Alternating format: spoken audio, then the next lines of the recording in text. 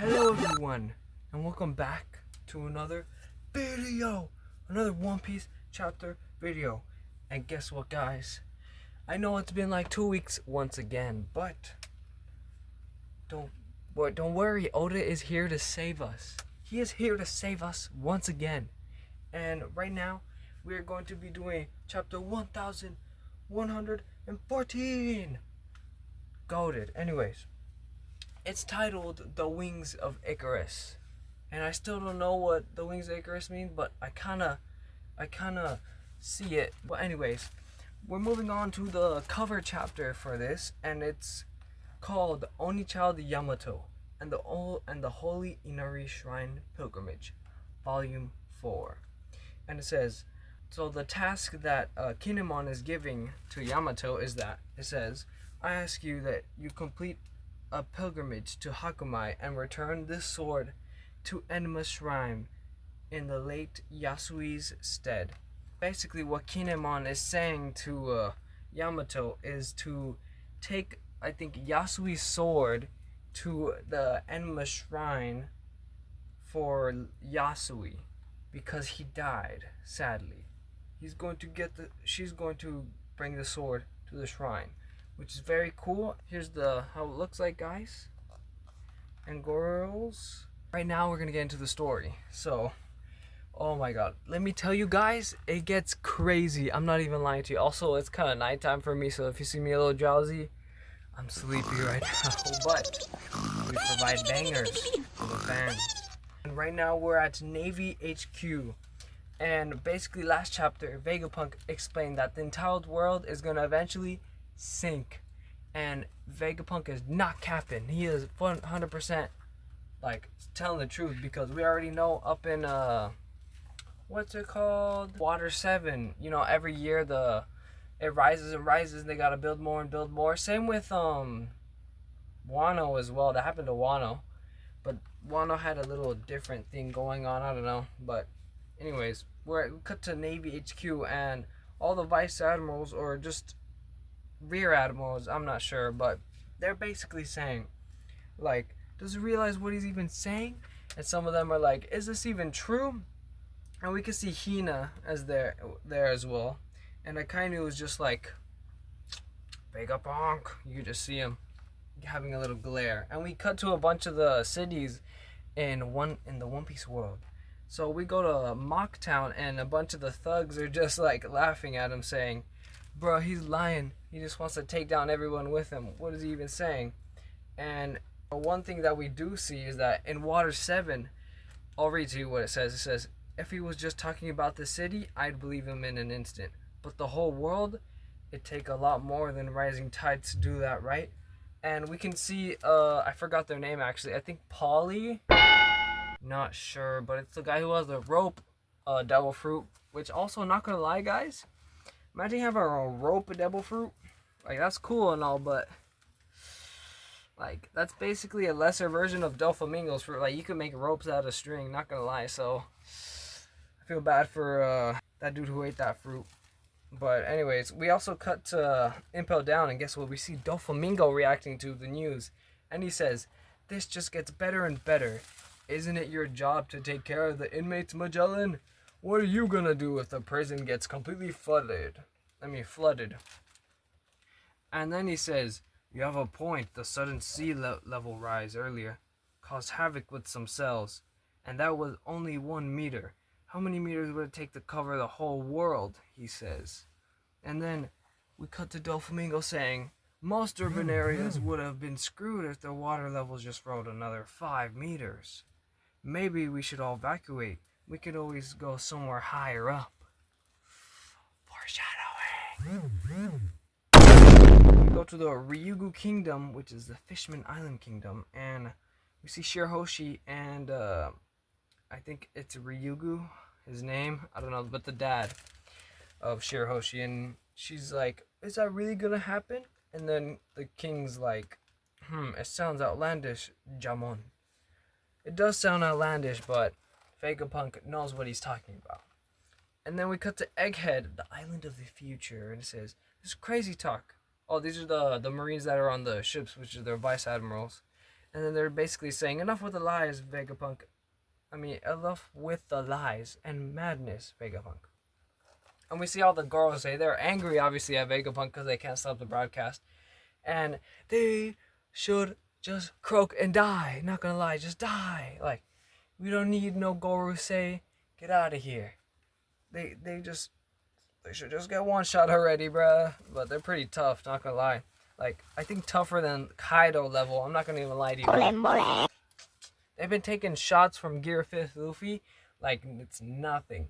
And foreshadowing, we might see a little bit of action with Gear 5th. But anyways, I'm gonna get a little close. I'm gonna get a little closer for you guys. ASMR. Don't look at my pimple. Don't look at it. Don't look at it. Anyways, it says, quickly eradicate the broadcast snail. No, snuff out every living thing you can. So they're telepathically communicating, the Gorosei. It says, we can deal with the ramifications later. So they basically want to take out every single living thing because they're mad. They gotta hold this real quick. Hold this, Gorosei. Hold it real quick for me. But anyways, we see the bird dude. Oh my god, no way. I said I was gonna know every single... Oh my god, forehead reveal. My bad, guys. Sorry if I scared anybody. Oh my god. It's York, guys. I remember. It says, damn, Stella, did he really spill beans on everything? And then we come back to... I'm gonna read what Vegapunk is saying. And it says, please humor me for a moment as I take a prediction. Assuming as my sensor data is accurate, a few days from now, as I record this, an exceptionally vicious earthquake will rock the entire planet. And all the citizens are like, is this true? Is my boy capping? Is he tweaking? He is not tweaking. He is dead, though. And then, I forgot his name, but Long Ring Longland dude. I probably have a picture of him somewhere, but he's saying, he's just looking, and it looks like the sea level rised where he's at, and he's on stilts, actually, in the water, so you can tell it's rised because of the earthquake that happened. Actually, Vegapunk did get he did get the prediction right. It says, if it doesn't come to pass, feel free to disregard the rest of the message. And then we cut to, oh my god, I didn't even realize now that I'm reading this again. We actually see Aokiji. Aokiji should croak and die, just like the Gorosei, die! Die, we don't need to die! It says, this freaky, how is he able to call it? One of the pirates behind Aokiji says, which they're on Ruskine. They're not on Ruskine, guys. I forgot. They're on Blackbeard's Island. I forgot, bro. Oh, wait. Pirate Island or something. I don't know. It says, this Vegapunk talking. Assuming, however, these events have transpired, then please pay heed to what I have to say. The earthquake I just predicted cannot, strictly speaking, be considered a natural phenomenon. And he's right. That was caused by Imu. But then we'll see a little bit more about that in a little bit. And basically, Top Man, one of the Gorosei, is like, Vegapunk, not another word. And he's fighting basically 1, 2, 3, 4, 5 Straw Hats and Lilith.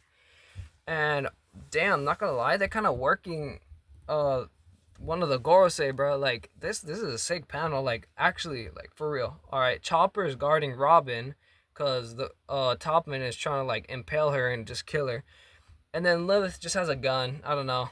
And then there's a laser coming out of nowhere, but that laser, you know what it is? It's Nami's lightning bolt.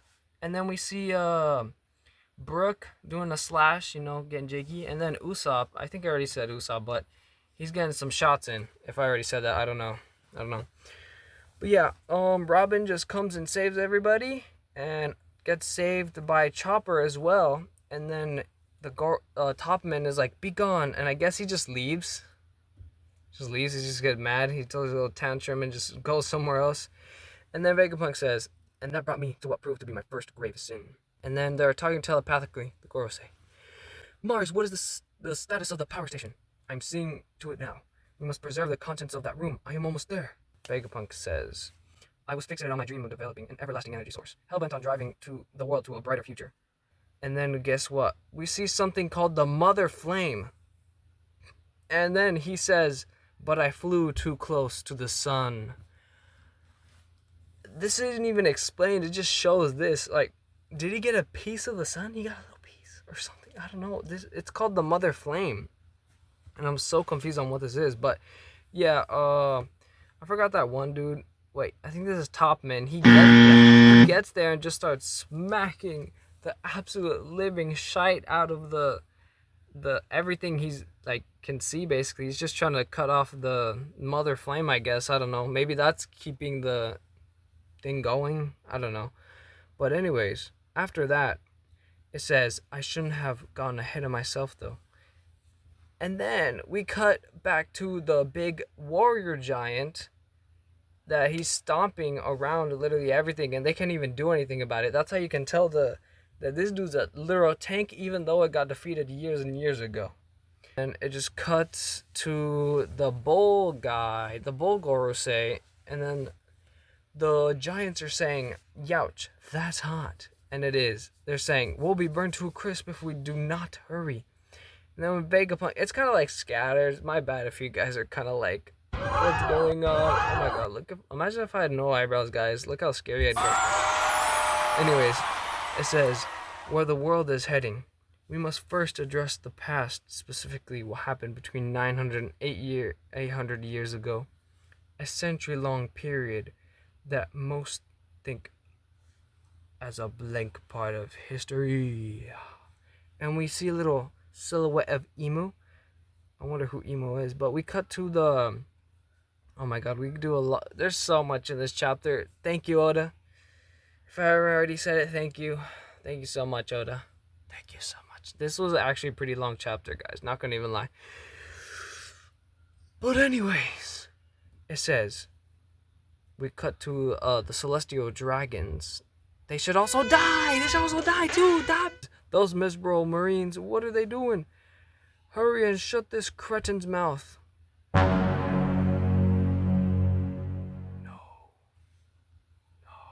It says, fittingly, it is as known as the Void Century, since all the information about it has either been erased or lost.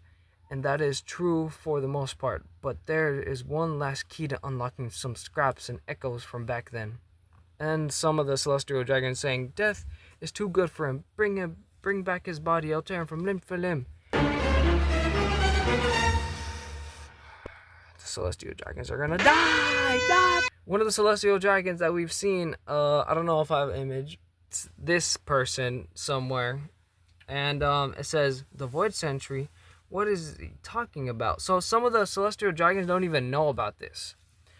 And then they're curious. That one person is curious about it. So like, you know, they might be the next Milsgard. Or was his name Milsgard? The good guy. The good Celestial Dragon who got clapped up, sadly. Rest in peace. Rest in peace, my dude. Rest in peace. Que Dios te bendiga. But anyways, we cut to Jaguar D. Saw. He's just chilling. And it says, the poneglyphs, those lonely stones dwelling in various quiet and calm lands all over the globe. The text inscribed on them, once decoded, is our one and only method of glimpsing into this unknown past. And then we go to Orange Town, East Blue, and guess who we see? Oh wait, actually it's not Whoop Slap, my bad. I forgot his name, but he owns the dog Choo Choo now. And he's actually looking pretty good for his age, not gonna even lie.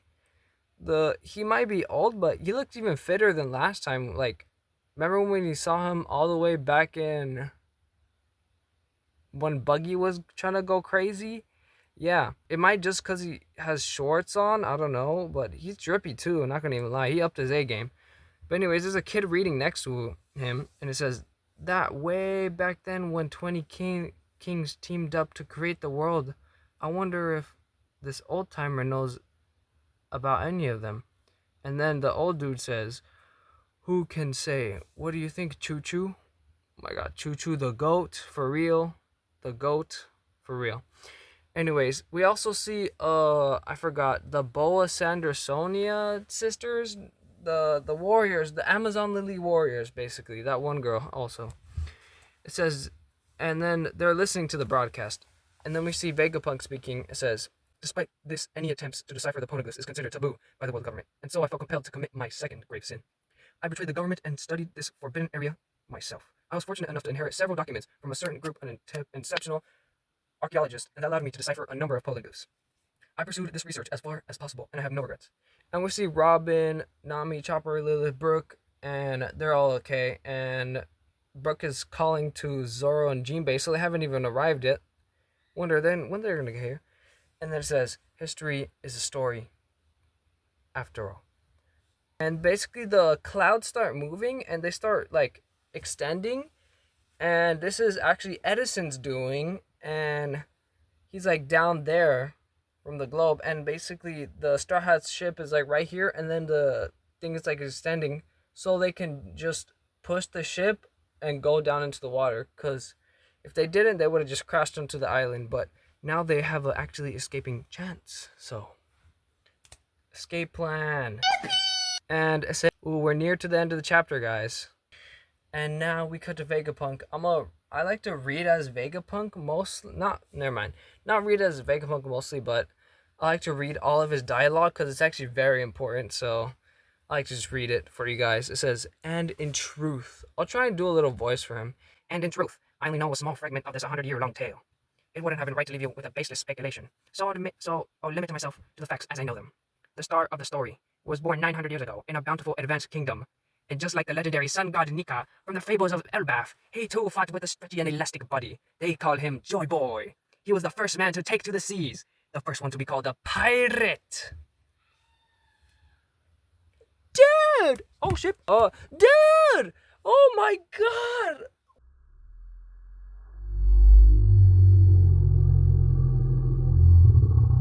Cooking and cooking and cooking. Oh my goodness. I probably scared you guys. I probably zoomed in too close to my face. Sorry guys, I'm just kidding. Anyways, that's insane. We basically got confirmed that Joy Boy was the first person to go into as a pirate, and he also was born in the Advanced Kingdom. So that's number one, insane. Also, that brings so many things, bro. I'm not gonna even lie to you. That brings so much things into this conversation. Oh my god. That is an absolute, like, bombshell just dropped on us. Oda, thank you, bro. Thank you, bro. Thank you, bro. Oh my goodness. He just keeps cooking. But anyways, it's gonna mean so many things. Number one, you know how Oda doesn't have any people with, like, eye patches? Joy Boy could have been one of those people that had eye patches on them. I don't know. But also, I kind of skipped this over, but basically, Luffy goes into Gear Fist and punches the Warhog dude, and it does the exact same thing what happened last chapter. He just gets his hand burnt. Yeah. But yeah, and there's a break next.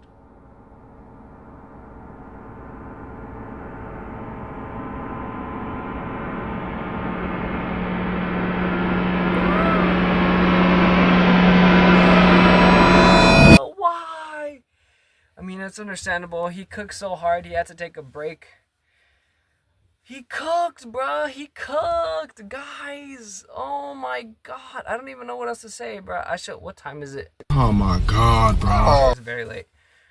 But anyways, guys, I guess I'm gonna close it up for today. It's really all I have to say. I probably have more, but I forget. Like, literally, whenever I'm editing, I'm like, damn, I should have said this. But I'll include that later if I need to.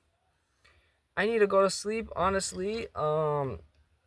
I hope you guys have a good night or good day, good morning, good evening, whatever time of day it is.